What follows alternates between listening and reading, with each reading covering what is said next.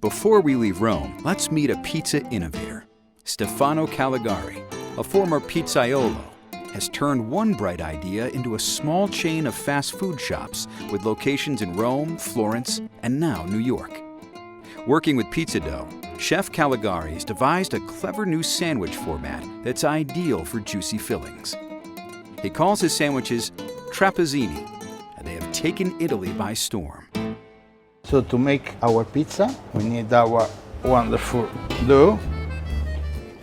It's quite sour because it's a sourdough, and also extra virgin olive oil, sea salt, and the flour is half, 0, 0, and 1. Half and half. Voilà. Sandwich made with pizza couldn't hold all the salt. When I bite, I squeeze everything, I drop everything around.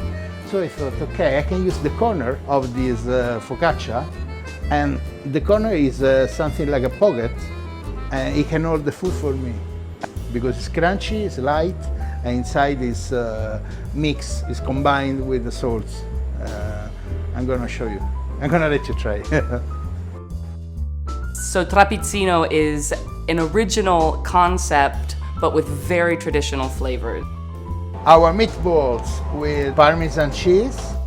So it was immediately accepted into the Roman lifestyle, and it has become, in a very short time, a very important part of the food culture in this city. Pollo alla cacciatora. That is chicken with vinegar, white wine, lots of rosemary. And this is stracciatella di burrata. Inside there is some anchovies. We tried a bunch of different flavors of Trapizzino. Meatballs in tomato sauce, tripe, melanzana alla parmigiana, which is eggplant parmesan, and stewed greens with spicy chili. This is a classic in Italy. He took these traditional Roman dishes out of the trattorias and brought them onto the street. And he created a new food.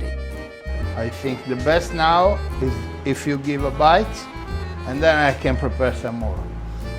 Enjoy!